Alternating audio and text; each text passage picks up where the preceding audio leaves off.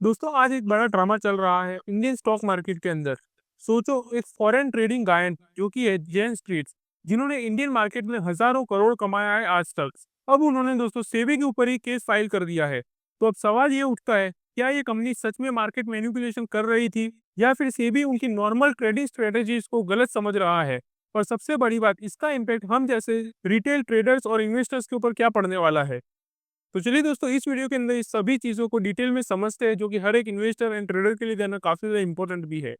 और अगर अभी तक आपने चैनल को सब्सक्राइब नहीं करा तो ज़रूर कर लेना, ऐसे important stock market related videos and news के लिए।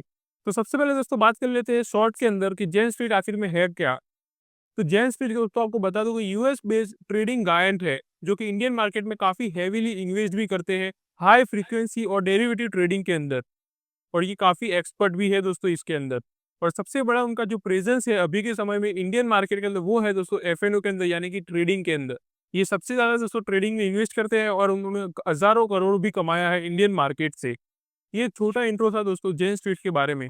अब बात करते हैं कि उन्होंने एलिगेशन क्या लगाए हैं सेबी के ऊपर। मतलब कि जो उन्होंने केस फाइल करा है वो किस लिए करा है। तो आपको बता दूं कि सेबी ने जुलाई के अंदर एक टेम्पररी बैन लगा दिया था जेन स्ट्रीट के ऊपर, क्योंकि सेबी का कहना ये था कि उन्होंने बैंक निफ्टी और निफ्टी के स्टॉक्स और फ्यूचर के अंदर इतने बड़े ट्रेड्स किए कि इंडेक्स का प्राइस ही हिल गया। और उसके अगेंस्ट उन्होंने शॉर्ट पोजीशन लेके करोड़ का प्रॉफिट बनाया है। और जो शॉर्ट पोजीशन करके उन्होंने प्रॉफिट कमाया है वो सेबी के हिसाब से वो है 4844 करोड़ का, जो कि अनलॉफुल गेन्स है। इस पैसे को अभी उन्होंने दोस्तों एस्क्रो अकाउंट में सेबी को ट्रांसफर भी कर दिया है, डिपॉजिट किया है, मतलब कि ताकि ट्रेडिंग रिज्यूम कर सके वो लोग वापस इंडियन मार्केट के अंदर। लेकिन ये सब होने के बाद अब अलग से दोस्तों जेन स्ट्रीट ने सेबी के ऊपर ये केस लगा दिया है, जिससे कि ये मामला और भी ज्यादा गर्म हो चुका है आज के दिन। तो अब बात करते हैं दोस्तों कि जेन स्ट्रीट आखिर में क्या-क्या रहा है, और उन्होंने अब इतना सब कंप्लीट या क्लोज़ हो जाने के बाद जब उनको सेबी ने वापस इंडियन मार्केट में ट्रेड करने दिया, तो फिर भी उन्होंने केस क्यों करा है सेबी के ऊपर। तो सबसे पहली बात तो ये कि जेन स्ट्रीट कह रहा है, we did normal hedging not manipulation. मतलब कि हमने कुछ भी ऐसा गलत नहीं करा इंडियन मार्केट के अंदर, ये तो सिर्फ एक नॉर्मल हेजिंग स्ट्रेटेजी थी हमारी।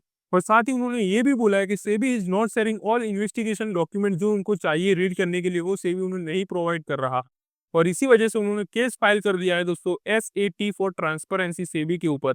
एसएटी का मतलब होता है दोस्तों सिक्योरिटीज एपीलेट ट्रिब्यूनल। अब जेन स्ट्रीट की डिमांड ये है कि सेबी उन्हें मिसिंग इन्वेस्टिगेशन मटेरियल्स प्रोवाइड करे, जिससे वो प्रूव कर सके कि उनके ट्रेड्स जेन्युइन थे और उन्होंने कुछ भी ऐसा मैनिपुलेशन नहीं करा इंडियन मार्केट के अंदर। और इसी वजह से उन्होंने सेबी के ऊपर केस फाइल कर दिया है आज के दिन। अब बात करते हैं दोस्तों कि ये चीज़ इतना ज़्यादा मैटर क्यों करता है हम जैसे ट्रेडर्स और इन्वेस्टर्स के लिए। अब यहाँ पर एक बड़ी बात आप सबके लिए समझना काफ़ी ज़्यादा इंपॉर्टेंट और ज़रूरी है कि इंडिया का एफएनओ मार्केट दुनिया का सबसे एग्रेसिव मार्केट है दोस्तों आज के समय में। आज इंडिया में डेरिवेटिव्स का वॉल्यूम कैश मार्केट के 400 प्लस टाइम्स है।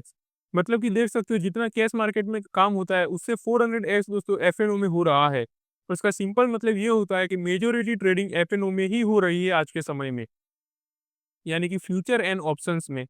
और सेबी को डर ये है कि अगर बड़े प्लेयर्स मैनिपुलेट करेंगे तो मार्केट का इंटीग्रिटी खतरे में पड़ सकता है। और दूसरी तरफ अगर सेबी जेन्युइनली गलत समझ रहा है और हेजिंग को मैनिपुलेशन बोल रहा है, जो चेन स्ट्रीट की तरफ से हुआ है, तो कल को छोटे और बड़े दोनों ट्रेडर्स पर अननेसेसरी रेस्ट्रिक्शन लग सकते हैं, जिससे कि काफी बड़ा लॉस भी होने वाला है दोस्तों दोनों का। अब बात करते हैं कि आगे क्या होने वाला है।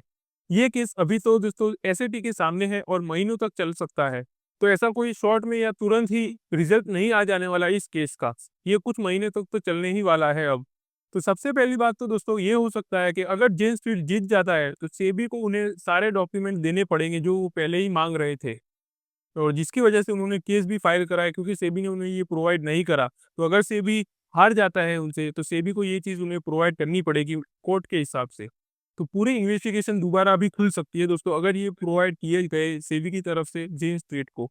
और दूसरी चीज़ ये हो सकती है कि अगर सेबी प्रूव कर देता है कि जेन स्ट्रीट ने सही में मैनिपुलेशन करा था मार्केट के अंदर, तो ये एक हिस्टोरिक क्रैकडाउन होगा दोस्तों फॉरेन प्लेयर्स के ऊपर, जो इंडिया के मार्केट को और भी ज़्यादा स्ट्रिक्ट बना देगा। तो दोस्तों अभी तक दोनों तरफ से अपनी-अपनी बातें चल रही है, लेकिन सच क्या है वो आने वाले कुछ महीनों में ही डिसाइड हो जाएगा। मुझे आपका ओपिनियन भी चाहिए इसके ऊपर। आपको क्या लगता है, जेन स्ट्रीट ने सच में मार्केट में मैनिपुलेशन करा है या सेबी उनकी हेजिंग स्ट्रेटेजी को गलत समझ रहा है? हमें कमेंट करके अपना ओपिनियन ज़रूर शेयर करना।